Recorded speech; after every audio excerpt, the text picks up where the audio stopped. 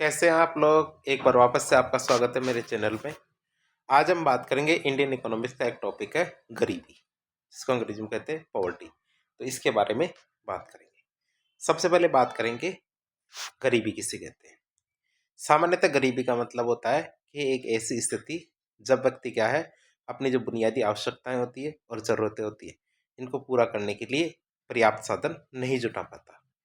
तो ऐसी स्थिति होती है, उसे हम क्या कहते हैं, गरीबी कहते हैं। तो गरीबी की क्या परिभाषा होगी? एक ऐसी स्थिति जब क्या व्यक्ति अपनी जो बुनियादी आवश्यकताएं होती है और ज़रूरतें होती है, इनको पूरा करने के लिए पर्याप्त साधन नहीं जुटा पाता। ऐसी स्थिति को क्या बोलते हैं? गरीबी कहते हैं। और गरीबी क्या होती है? दो तरह की होती है, एक तो सापेक्ष गरीबी और एक निरपेक्ष गरीबी। सापेक्ष मतलब किसी के मुकाबले गरीबी, निरपेक्ष मतलब वास्तव में गरीबी। सबसे पहले आता है सापेक्ष गरीबी। सापेक्ष गरीबी में विभिन्न लोगों की आय के बीच में तुलनात्मक अध्ययन किया जाता है। सापेक्ष गरीबी में क्या होता है, जो बहुत सारे लोग होते हैं, तो बहुत सारे लोगों के बीच में क्या है कि आय का तुलनात्मक अध्ययन किया जाता है। सापेक्ष गरीबी में आय की असमानता की गणना की जाती है कि कितने लोगों से असमान है आय के मामले में। सापेक्ष गरीबी में आय की जो असमानता है, उसकी गणना के लिए एक वक्र है, जिसे हम कहते हैं लॉरेंज वक्र। तो इस लॉरेंज वक्र का प्रयोग किया जाता है। अर्थात सामान्यतः सापेक्ष गरीबी में आय की असमानता की गणना करने के लिए क्या काम में लिया जाता है? लॉरेंज वक्र। तो ये हमारे लॉरेंज वक्र है। तो लॉरेंज वक्र में क्या है, हमारे आय की असमानता और जनसंख्या, इन दोनों के बीच में एक सापेक्ष अध्ययन किया जाता है। किस किस के बीच में? आय की असमानता और जनसंख्या के बीच में। यदि आय की असमानता जनसंख्या के अनुरूप है, तो इसे एक आदर्श रेखा के द्वारा डिनोट किया जाता है। और यदि आय की असमानता ज़्यादा है, तो ये हमारी जो ये दूसरी वाली लाइन है, इससे डिनोट करते हैं। फिर इनका जो क्षेत्रफल होता है, तो क्षेत्रफल निकाला जाता है, अर्थात आदर्श रेखा और आय की असमानता वाली रेखा। तो इन दोनों के बीच के क्षेत्रफल को ए कहते हैं, और दूसरा हमारा क्षेत्रफल होता है बी, जो ये साइड में बच गया है। तो इस तरह से हम क्या है, एक लॉरेंज वक्र का निर्माण करते हैं। और लॉरेंज वक्र क्या करता है? जनसंख्या के बीच में आय के वितरण को दर्शाता है। अब आप यदि देखें तो यहाँ पे एक कोण है, ये एक कोण है। कोण की बात करें तो लॉरेंज वक्र में कोण 45 डिग्री के बीच में खींची गई रेखा सापेक्ष गरीबी में आय की समानता को दर्शाती है। अर्थात जो आदर्श रेखा है उसकी बात कर रहे हैं, तो वो है क्या? आय की समानता को दर्शाती है। लॉरेंज वक्र में 45 डिग्री पर खींची गई रेखा को क्या बोलते हैं? आदर्श रेखा कहते हैं। और यदि किसी देश की का लॉरेंज वक्र आदर्श रेखा के निकट है, इसका मतलब उस देश में असमानता कम है। और यदि वह दूर है, तो इसका मतलब देश में असमानता ज़्यादा है। तो वही देख रहे हैं हम कि लॉरेंज वक्र क्या आदर्श रेखा से यदि दूर है, तब क्या है, इसका मतलब है उस देश में असमानता ज़्यादा है। और यदि वह उसके पास में है, तो इसका मतलब असमानता कम है। फिर आता हमारा गिनी गुणांक। क्या आता है? गिनी गुणांक। गिनी गुणांक किसे कहते हैं? गिनी गुणांक में लॉरेंज वक्र का गणितीय रूप शामिल किया जाता है। किसमें? गिनी गुणांक में क्या आता है? लॉरेंज वक्र है, इसका गणितीय रूप। और गणितीय रूप क्या है? हमने अभी देखा, क्षेत्रफल ए बटे में हमारा क्षेत्रफल ए और क्षेत्रफल बी दोनों को यदि जोड़ दिया जाता है, उसका भाग लगाते हैं, तो हमारा क्या आता है? गिनी गुणांक आ जाता है। गिनी गुणांक का मूल्य क्या है? 0 और 1 के बीच में आता है। क्या आता है? गिनी गुणांक का मूल्य हमारे 0 और 1 के बीच में आता है, जिसमें 0 यदि आ जाए तो इसका मतलब पूर्ण समानता, और 1 आ जाए तो इसका मतलब पूर्णतः असमानता है देश के अंदर आय के मामले में। फिर आती है हमारी कौन सी गरीबी? निरपेक्ष गरीबी। निरपेक्ष गरीबी की हम बात करें, जिसे कहते हैं एब्सोल्यूट पॉवर्टी, तो निरपेक्ष गरीबी के तहत ये देखा जाता है कि व्यक्ति बुनियादी आवश्यकताओं और ज़रूरतों को भी पूरा नहीं कर पा रहा है या कर पा रहा है। अर्थात जो बेसिक नेसेसिटी है, वो चीज़ें भी यदि वह पूरी नहीं कर पा रहा, तो हमारे एब्सोल्यूट पॉवर्टी के अंदर गिना जाएगा।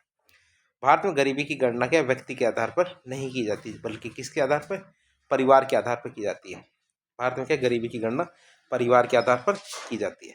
भारत में गरीबी की गणना के दौरान एक परिवार में 5 सदस्य माने जाते हैं। कितने? 5 सदस्य माने जाते हैं गरीबी की गणना के दौरान। निरपेक्ष गरीबी में बुनियादी आवश्यकताओं और ज़रूरतों के आधार पर गरीबी रेखा का निर्धारण करते हैं। जब वह निरपेक्ष गरीबी होती है, तो उसमें क्या करते हैं? बुनियादी आवश्यकताएं और ज़रूरतें होती है, यदि वह उनको पूरा कर पा रहा है या नहीं कर पा रहा, इसी के आधार पर गरीबी रेखा का निर्धारण किया जाता है। अब भारत में बात करें तो भारत में गरीबी रेखा का निर्धारण नीति आयोग के द्वारा किया जाता है। तो भारत में कौन करता है ये कार्य? तो ये कार्य हमारे नीति आयोग के द्वारा किया जाता है। भारत में नीति आयोग से पहले गरीबी रेखा का निर्धारण योजना आयोग के द्वारा किया जाता था कि कितने कमाने वाले, कितने पैसे वाले को गरीब माना जाएगा और कितने पैसे वाले को अमीर गरीब नहीं माना जाएगा। इस रेखा का निर्धारण कौन करता था? पहले हमारी योजना आयोग करता था। अब वर्तमान में किसके द्वारा किया जाता है? तो वर्तमान में यह हमारे जो नीति आयोग है इसके द्वारा किया जाता है। फिर बात करें निरपेक्ष गरीबी की, तो निरपेक्ष गरीबी में गरीबी की गणना आय के आधार पर न करके उपभोग के आधार पर अर्थात खर्च के आधार पर किया जाता है। अर्थात कौन कितना कमाता है इससे पर ध्यान नहीं दिया जाता, बल्कि इस पर ध्यान दिया जाता है कौन कितना खर्च करता है, उसके आधार पर हमारे निरपेक्ष गरीबी की गणना की जाती है। फिर आते हैं हमारे क्या, इसी के आधार पर क्या, बीपीएल परिवार, जिसको कहते हैं बिलो पॉवर्टी लाइन फैमिली। तो बिलो पॉवर्टी लाइन की बात करें तो जो परिवार गरीबी रेखा से कम खर्च या उपभोग कर पाते हैं, क्या हम कम खर्च करते हैं या फिर कम उपभोग कर पाते हैं, उन्हें बीपीएल परिवार कहते हैं। जो गरीबी रेखा से कम खर्च करते हैं, कम उपभोग करते हैं। बीपीएल परिवारों की पहचान किसके द्वारा की जाती है? एनएसओ के द्वारा। एनएसओ मतलब नेशनल स्टैटिस्टिक्स ऑफिस ऑर्गेनाइजेशन, इनके द्वारा क्या बीपीएल परिवार की पहचान की जाती है। एनएसओ के द्वारा बीपीएल परिवार की पहचान को सिर गिनने की विधि भी कहते हैं, क्या काउंट हेड मेथड भी कहते हैं। एनएसओ के द्वारा बीपीएल परिवार होते हैं, इनकी पहचान करने को सिर गिनने की विधि भी कहते हैं। बीपीएल परिवार की पहचान करने के लिए एनएसओ के द्वारा परिवारों के उपभोग पर किया गया जो खर्च होता है इसका सर्वे करवाया जाता है। तो परिवार पर जितना खर्चा किया जाता है उसका सर्वे कराया जाता है, उसी के आधार पर बीपीएल परिवारों की पहचान की जाती है, कौन सा परिवार बीपीएल है और कौन सा नहीं। फिर जो बीपीएल है उसके बाद एक और आता है, एक एपीएल मतलब अबव पॉवर्टी लाइन। जो परिवार गरीबी रेखा से अधिक खर्च या उपभोग करता है उन्हें एपीएल कहते हैं, मतलब अबव पॉवर्टी लाइन। अर्थात जो एक लिमिट है, लिमिट से यदि ज़्यादा खर्चा करता है तो उसे क्या कहते हैं? एपीएल। एपीएल मतलब अबव पॉवर्टी लाइन। अब बात करें दुनिया के अंदर गरीबी की गणना की, तो पॉवर्टी कैलकुलेशन कर कौन कौन, जो हमारी ग्लोबल ऑर्गेनाइजेशंस है, ये यदि पॉवर्टी कैलकुलेशन करती है तो इनके लिए क्या निकल के आता है? यूएनओ के द्वारा जब गरीबी की गणना की जाती है तो उसके लिए क्या बहुआयामी गरीबी सूचकांक अर्थात मल्टी डायमेंशियल पॉवर्टी इंडेक्स जारी किया जाता है। क्या जारी किया जाता है? बहुआयामी गरीबी सूचकांक जारी किया जाता है जब यूएनओ के द्वारा गरीबी की गणना की जाती है। फिर विश्व बैंक की बात करें तो विश्व बैंक के अनुसार गरीबी रेखा $1.9 प्रति व्यक्ति यदि कोई कमाता है तो वह गरीब नहीं माना जाएगा। क्या? $1.9 पर पर्सन पर डे। एशियाई विकास बैंक के अनुसार देखें तो गरीबी रेखा $1.51 यदि प्रतिदिन कोई व्यक्ति कमाता है तो वह गरीब नहीं माना जाएगा। किसके अनुसार? एशियन डेवलपमेंट बैंक या एशियाई विकास बैंक के अनुसार। तो तीन चीज़ देख ली हमने। संयुक्त राष्ट्र संख्या इसकी गणना बहुआयामी गरीबी सूचकांक के द्वारा जारी करता है। विश्व बैंक में $1.9, तो हमारे एशियाई विकास बैंक में $1.51 प्रतिदिन प्रति व्यक्ति के द्वारा एक लिमिट लगाई गई। फिर बात करें एनएसएसओ। एनएसएसओ मतलब राष्ट्रीय नमूना सर्वेक्षण कार्यालय। भारत में बेरोजगारी और गरीबी के जो अनुमान है एनएसएसओ के परिवारों के पर उपभोग व्यय के सर्वे के आधार पर किया जाता है। एनएसएसओ मतलब हमारा राष्ट्रीय नमूना सर्वेक्षण कार्यालय मतलब national sample survey office. NSSO होता है। सीएसओ मतलब सेंट्रल स्टैटिस्टिक्स ऑफिस, जिसे सीएसओ कहते हैं। एनएसएसओ और सीएसओ दोनों को मिला के क्या आता है? एनएसओ। तो ये एक ऑफिस बनाया गया जो दोनों को मिला के बनाया गया। जो हमारा राष्ट्रीय सांख्यिकी कार्यालय एनएसओ है, नेशनल स्टैटिस्टिक्स ऑफिस, इसके द्वारा गरीबी की गणना के सर्वे दो प्रकार की विधियों से करते हैं। कौन कौन सी विधियाँ हैं जिससे हमारे सर्वे किए जाते हैं? सबसे पहला आता है हमारा समान संदर्भ अवधि अर्थात यूनिफॉर्म रेफरेंस पीरियड मतलब यूआरपी। जब भी हमारी गरीबी की गणना की जाती है तो गरीबी की गणना के लिए सबसे पहले क्या लिया जाता है? समान संदर्भ अवधि। एनएसओ के द्वारा गरीबी की गणना के लिए समान संदर्भ अवधि अर्थात यूनिफॉर्म रेफरेंस पीरियड का विधि का उपयोग करते हैं। गरीबी रेखा की गणना की समान संदर्भ अवधि विधि के तहत पिछले 30 दिनों में जो खाद्य उपभोग पर किए गए खर्चे हैं उसको देखा जाता है या नापा जाता है कि 30 दिनों के अंदर व्यक्ति ने कितना खाने पीने की चीज़ों पर कितना खर्चा किया है, ये देखा जाता है। कितने दिनों के लिए? 30 दिनों के लिए। तो इसे कहते हैं समान संदर्भ अवधि या यूनिफॉर्म रेफरेंस पीरियड। फिर आता है हमारे मिश्रित संदर्भ अवधि। क्या आता है? मिश्रित संदर्भ अवधि की बात करें तो एनएसओ के द्वारा गरीबी की गणना के लिए मिश्रित संदर्भ अवधि या मिक्स्ड रेफरेंस पीरियड विधि का उपयोग करते हैं। इसका ये एमआरपी है, यूआरपी नहीं है। तो एमआरपी मतलब मिक्स्ड रेफरेंस पीरियड का उपयोग करते हैं। फिर बात करें एमआरपी की, तो गरीबी की गणना के लिए मिश्रित संदर्भ अवधि विधि के तहत खाद्य पदार्थों के जो उपभोग है अर्थात व्यक्ति खाद्य उपभोग के ऊपर जितना पैसा खर्च करता है, कब के लिए? 1 साल के लिए। तो इसके साथ-साथ हम क्या-क्या देखते हैं, स्वास्थ्य, शिक्षा, कपड़े, जूते, अन्य टिकाऊ वस्तुओं पर भी कितना खर्चा देखा जाता है। तो यूआरपी के अंदर तो क्या किया जाता है, केवल जो 1 महीने के पिछले 1 महीने में खाने-पीने की चीज़ों पे कितना पैसा खर्च हुआ, जबकि यूआरपी में क्या होता है, वो एमआरपी में मिक्स्ड रेफरेंस पीरियड के अंदर क्या होता है कि खाने-पीने की चीज़ें तो देखी जाती है, साथ ही साथ स्वास्थ्य, कपड़े, शिक्षा, जूते, अन्य टिकाऊ वस्तुएँ जितनी भी होती हैं, इन सबको भी देखा जाता है साथ के साथ। फिर एक और अब सरकारों ने एक नई विधि है, कौन सी, संशोधित मिश्रित संदर्भ अवधि, इसको काम में लेना भी शुरू कर दिया, जिसे कहते हैं मॉडिफाइड मिक्स्ड रेफरेंस पीरियड, एमएमआरपी। तो गरीबी की गणना को संशोधित मिश्रित संदर्भ अवधि विधि के तहत क्या है, 7 दिन, 30 दिन और 1 साल के जो खर्चे होते हैं, इनको देखकर भी नापा जा सकता है। तो हमारी क्या आती है, एमएमआरपी अर्थात संशोधित मिश्रित संदर्भ अवधि। अब हम बात करेंगे आगे कि भारत में गरीबी की गणना ऐतिहासिक रूप से किस तरह की जाती थी। भारत में गरीबी की गणना के इतिहास की बात करें तो सबसे पहले हमारे दादा भाई नौरोजी के द्वारा गरीबी की गणना की गई थी। और इसके लिए उनकी जो पुस्तक थी, poverty and un British rule in India, कौन सी पुस्तक थी, poverty and un British rule in India के अंदर उन्होंने की थी। उन्होंने जो गरीबी की गणना की थी 1967-68 में की थी। कब की थी, 1967-68 में पहली बार उन्होंने गरीबी की गणना की। और उनके अनुसार 1967-68 में गरीबी रेखा शहरी क्षेत्रों में 35 रुपये प्रति व्यक्ति प्रति वर्ष यदि कोई कमाता है तो वह गरीब नहीं माना जाएगा। अर्थात दादा भाई नौरोजी के अनुसार 1867-68 में शहरी क्षेत्रों में प्रति व्यक्ति आय कितनी थी, 35 रुपये प्रति वर्ष। और यदि इससे यदि कोई कमाता है तो वह गरीब नहीं माना जाएगा। वैसे ग्रामीण क्षेत्रों की बात करें तो ग्रामीण क्षेत्रों के लिए उन्होंने 16 रुपये प्रति वर्ष कहा था। तो 16 रुपये तो ग्रामीण क्षेत्र के लिए और 35 रुपये क्या शहरी क्षेत्रों के लिए, दादा भाई नौरोजी ने। तो दादा भाई नौरोजी ने 1867-68 में पुस्तक कौन सी थी, poverty and un British rule in India, शहरी क्षेत्र में 35 रुपये प्रति व्यक्ति प्रति वर्ष, ग्रामीण क्षेत्र में 16 रुपये प्रति व्यक्ति प्रति वर्ष। तो इसको शॉर्टकट में भी देख सकते हैं। फिर अगर हमारे इतिहास की बात करें तो राष्ट्रीय योजना समिति ने क्या बताया, एनपीसी मतलब नेशनल प्लानिंग कमेटी ने क्या बताया, तो एनपीसी या नेशनल प्लानिंग कमेटी ने बताया इसकी स्थापना 1938 में हुई थी। जिसके अध्यक्ष कौन थे उस समय, हमारे जवाहरलाल नेहरू, जब स्थापना की गई थी। अब राष्ट्रीय योजना समिति के अनुसार देखें तो इसके अनुसार गरीबी की गणना में बुनियादी आवश्यकताओं में रोटी, कपड़ा, मकान जैसी चीज़ें शामिल की जाती है। यदि व्यक्ति के पास ये है तो वह गरीब नहीं माना जाएगा, और यदि नहीं है तो माना जाएगा। तो वह देखें तो हमारे एनपीसी मतलब नेशनल प्लानिंग कमेटी के अनुसार देखें तो इनके अनुसार 1938 में गरीबी रेखा शहरी क्षेत्रों में तो 20 रुपये प्रति व्यक्ति हर महीने कमाता है। अर्थात 1938 के अनुसार देखें तो शहरी क्षेत्रों में कोई व्यक्ति 20 रुपये प्रति माह कमाता है तो वह गरीबी रेखा से बाहर है। तो उसी प्रकार गाँव में देखें तो गाँव में 15 रुपये की बात की उन्होंने कि ग्रामीण क्षेत्रों में 15 रुपये प्रति व्यक्ति प्रति माह कमाया जाता है तो वह गरीबी रेखा से बाहर है। तो शॉर्टकट में देखें तो राष्ट्रीय योजना समिति मतलब नेशनल प्लानिंग कमेटी 1938 में बनाई गई थी। रोटी, कपड़ा, मकान चीज़ें शामिल है। अध्यक्ष कौन थे, जवाहरलाल नेहरू। तो इन्होंने शहरी क्षेत्रों के लिए तो 20 रुपये प्रति माह प्रति व्यक्ति और ग्रामीण क्षेत्रों में 15 रुपये प्रति व्यक्ति प्रति माह को बताया। फिर आती है हमारी कौन सी, बॉम्बे योजना। क्या आती है, बॉम्बे योजना। बॉम्बे योजना किस कब आई थी, 1944 में। और ये जो हमारे उद्योगपति है जितने भी, उनके द्वारा लाई गई थी बॉम्बे योजना। बॉम्बे योजना को टाटा बिरला योजना भी कहते हैं। बॉम्बे योजना क्या कहलाती है, टाटा बिरला योजना भी कहलाती है। और इस योजना के अनुसार 1944 में गरीबी रेखा 75 रुपये प्रति व्यक्ति प्रति वर्ष मानी गई है। क्या, 1944 में गरीबी रेखा 75 रुपये प्रति वर्ष प्रति व्यक्ति मानी गई है।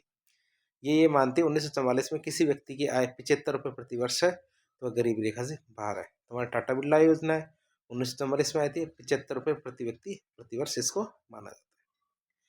फिर एक एक्सपर्ट ग्रुप आया था, ये विशेषज्ञ समूह। तो योजना आयोग ने 1962 में गरीबी की गणना के लिए एक विशेषज्ञ समूह बनाया था। योजना आयोग का जो विशेषज्ञ समूह है उसके अनुसार 1962 में गरीबी रेखा शहरी क्षेत्रों में तो 25 रुपये प्रति व्यक्ति प्रति वर्ष थी। इसके अनुसार यदि 1962 में शहरी क्षेत्र में कोई व्यक्ति 25 रुपये प्रति वर्ष कमा लेता है शहरी क्षेत्र में तो गरीबी रेखा से बाहर माना जाएगा। तो इसकी बात करें योजना आयोग के जो विशेषज्ञ समूह के अनुसार 1962 में गरीबी रेखा ग्रामीण क्षेत्र में तो 20 रुपये प्रति वर्ष थी। तो ग्रामीण क्षेत्र में 20 रुपये प्रति वर्ष प्रति व्यक्ति मानी गई है। अब बात करें इसके शॉर्टकट में, तो 1962 में हमारी योजना आयोग को विशेषज्ञ समूह बनाया गया, जिन्होंने शहरी क्षेत्र में 25 रुपये प्रति व्यक्ति प्रतिवर्ष बताया, तो ग्रामीण क्षेत्र में 20 रुपये प्रति व्यक्ति प्रतिवर्ष बताया। फिर वी.एम. दांडेकर और एन रथ समिति आई। कौन सी? वी.एम. दांडेकर एन रथ समिति की बात करें, एन रथ मतलब नीलकांत रथ समिति। वी.एन. दांडेकर एन रथ समिति की स्थापना 1971 में की गई थी, और इस दोनों समिति की सिफारिश पर भारत में पहली बार गरीबी रेखा के लिए कैलोरी उपभोग का उपयोग किया जाने लगा, अर्थात खाने में कितनी कैलोरी ले रहे हैं। अब इन समितियों के अनुसार गरीबी रेखा 2250 कैलोरी प्रति व्यक्ति प्रतिदिन मानी गई है।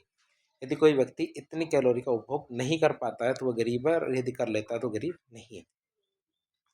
वी.एम. दांडेकर और एन रथ समिति के अनुसार 1971 में यदि कोई व्यक्ति 2250 कैलोरी उपभोग प्रतिदिन कर रहा है तो गरीबी रेखा से बाहर है।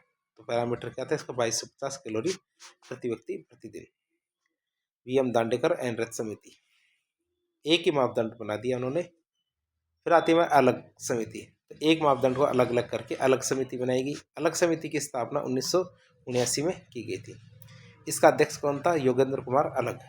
अलग समिति के अनुसार गरीबी की गणना में कैलोरी उपभोग के साथ साथ पोषण की आवश्यकताओं का भी ध्यान रखा जाता है। तो इसके अंदर क्या करते हैं? कैलोरी उपभोग तो करते ही हैं, साथ ही साथ पोषण की आवश्यकताओं का भी ध्यान रखा जाता है। इस समिति के अनुसार 1979 में गरीबी रेखा शहरी क्षेत्र में 2400 कैलोरी प्रति व्यक्ति प्रतिदिन है।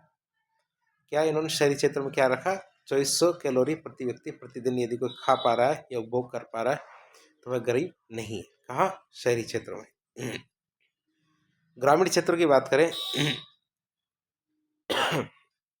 तो ग्रामीण क्षेत्र के अनुसार 2100 कैलोरी यदि प्रति व्यक्ति कोई यदि उपभोग कर पा रहा है तो वह गरीब नहीं माना जाएगा। ठीक है, तो प्रतिदिन की बात करते हैं। शहरी क्षेत्र में 2400 कैलोरी प्रति व्यक्ति प्रतिदिन, और ग्रामीण क्षेत्र में 2100 कैलोरी प्रति व्यक्ति प्रतिदिन। और ये किसने बताया? अलग समिति ने। योगेंद्र कुमार अलग कब बनाई गई? 1979 में। फिर आए थे डी.टी. लकड़ावाला समिति। क्या डी.टी. लकड़ावाला समिति की बात करें, इसकी स्थापना 1933 में की गई थी, और इस समिति का मुख्य उद्देश्य क्या था? भारत में गरीबी की गणना की विधि की समीक्षा करना। डी.टी. लकड़ावाला समिति के अनुसार देखें तो गरीबी की गणना के लिए कैलोरी खपत की विधि को जारी रखना चाहिए, अर्थात कैलोरी के आधार पर ही गरीबी का निर्धारण किया जाना चाहिए। इस समिति के अनुसार मुद्रास्फीति का जो समावेशन करने के लिए शहरी क्षेत्र में सीपीआई औद्योगिक कामगार, ग्रामीण क्षेत्र में सीपीआई मजदूर, ये जो पैरामीटर है इनके आधार पर हमारी गरीबी की गणना की जानी चाहिए। तो इन्होंने कौन कौन से पैरामीटर दिए? एक तो हमारे जो शहरी क्षेत्र, तो शहरी क्षेत्र में सीपीआई औद्योगिक कामगार और ग्रामीण क्षेत्र में सीपीआई मजदूर, इनका प्रयोग करना चाहिए, जिससे क्या गरीबी की गणना सही से हो सके। बात करें डी.टी. लकड़ावाला की, तो डी.टी. लकड़ावाला समिति के अनुसार राज्य आधारित गरीबी होनी चाहिए, अर्थात हर राज्य में गरीबी का पैरामीटर अलग अलग होना चाहिए। फिर आती है हमारी सुरेश तेंदुलकर समिति है। क्या आती है? सुरेश तेंदुलकर समिति। तो इसकी स्थापना 2005 में की गई थी। इस समिति ने अपनी रिपोर्ट 2009 में दी थी, और इसके द्वारा कैलोरी खपत, कैलोरी उपभोग की जो विधि है इसकी आलोचना की गई थी। क्यों? क्योंकि ये केवल पेट भरना गरीबी से निकलना नहीं है। क्यों? क्योंकि वर्तमान में उपभोग के तरीके भी बदल गए। पहले मानते थे कि जो हमारे पहले ये माना जाता था कि स्वास्थ्य और शिक्षा सरकार की जिम्मेदारी है, लेकिन वर्तमान में स्वास्थ्य शिक्षा की व्यवस्था निजी स्तर पर भी की जा सकती है। सुरेश तेंदुलकर समिति के अनुसार जब मिश्रित संदर्भ अवधि MRP इसका उपयोग किया जाना चाहिए, अर्थात पिछले 1 साल के अंदर खाद्य पदार्थ है उनके उपभोग की तो बात करेंगे, साथ ही साथ अन्य जैसे मान लो कपड़ा, मकान, जूते, तो इनकी भी बात करेंगे। फिर बात करें सुरेश तेंदुलकर समिति की, तो इस समिति के अनुसार गरीबी रेखा शहरी क्षेत्रों में 5000 रुपये प्रति परिवार यदि कोई कमा पा रहा है हर महीने तो वह गरीब नहीं है। 2009 की बात कर रहे हैं, तो 2009 में शहरी क्षेत्र में यदि परिवार की आय 5000 प्रति माह है तो वह परिवार गरीबी रेखा से बाहर है। और यदि 4080 रुपये प्रति माह कोई परिवार कमा पा रहा है ग्रामीण क्षेत्र में तो वह भी हमारे गरीबी रेखा से बाहर है। जबकि जो अलग समिति के अनुसार इसमें कम रखा गया था। अब बात करें सुरेश तेंदुलकर समिति के अनुसार भारत में गरीबी का प्रतिशत 37.2% था 2004-05 में। 2004-05 में भारत में गरीब कितने थे? 37.2%। इनके अनुसार गरीबी का प्रतिशत 2011-12 में 21.9, अर्थात धीरे धीरे गरीबी कम हो रही थी। सुरेश तेंदुलकर समिति के अनुसार 2011-12 में गरीबी के जो आंकड़े भारत सरकार के जो अंतिम आधिकारिक आंकड़े थे वो आए थे, उसके बाद कभी भी गरीबी के आंकड़े नहीं आए, क्योंकि वर्ष 2011-12 के बाद वर्तमान तक किसी भी तरह का कोई आंकड़ा गरीबी का नहीं आया है। अब सुरेश तेंदुलकर समिति की बात करें तो इनका शॉर्टकट देखें तो 2009 में इनकी स्थापना की गई थी। इन्होंने कहा जो हमारी MRP मिश्रित संदर्भ अवधि, तो इसका प्रयोग इन्होंने किया था गरीबी की गणना के लिए। शहरी क्षेत्रों में जो इन्होंने 5,000 रुपये प्रति परिवार प्रति माह गिना, तो ग्रामीण क्षेत्र में इसमें 4,080 रुपये प्रति परिवार प्रति माह इसको गिना। इसके बाद आते हैं हमारी कौन सी समिति, रंगराजन समिति। कौन सी समिति आती है, रंगराजन समिति। रंगराजन समिति की स्थापना हमारे वर्ष 2012 में की गई थी। कब की गई थी, वर्ष 2012 में हमारे रंगराजन समिति की स्थापना की गई थी और इस समिति ने अपनी रिपोर्ट 2014 में दे दी थी। इस समिति के द्वारा संशोधित मिश्रित संदर्भ अवधि, तो मॉडिफाइड मिक्स्ड रेफरेंस पीरियड है, MMRP, इसका प्रयोग किया जाता है। इस समिति के द्वारा क्या MMRP का उपयोग किया जाता है।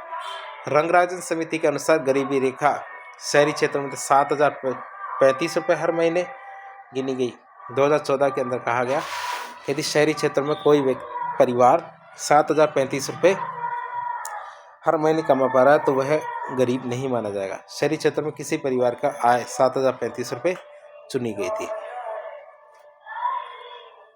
फिर बात करें रंगराजन समिति की, तो रंगराजन समिति के अनुसार गरीबी रेखा ग्रामीण क्षेत्रों में 4,860 रुपये प्रति परिवार प्रति माह गिनी गई है। ग्रामीण क्षेत्रों में देखें तो 4,860 रुपये हर महीने की गिनी गई है। इसको रंगराजन समिति की सिफारिश को सरकार के द्वारा स्वीकार नहीं किया गया, अर्थात सरकार ने रंगराजन समिति के द्वारा जो आंकड़े दिए गए थे उसे स्वीकार नहीं किए गए। तो इस तरह हमने बहुत सारे आंकड़े देख लिए। अब इनके टोटल देखें तो शॉर्टकट में एक बार वापस पढ़ लेते हैं इनको। तो ये कौन कौन से आंकड़े थे। सबसे पहले हमारे दादा भाई नौरोजी आए थे 1867-68 में।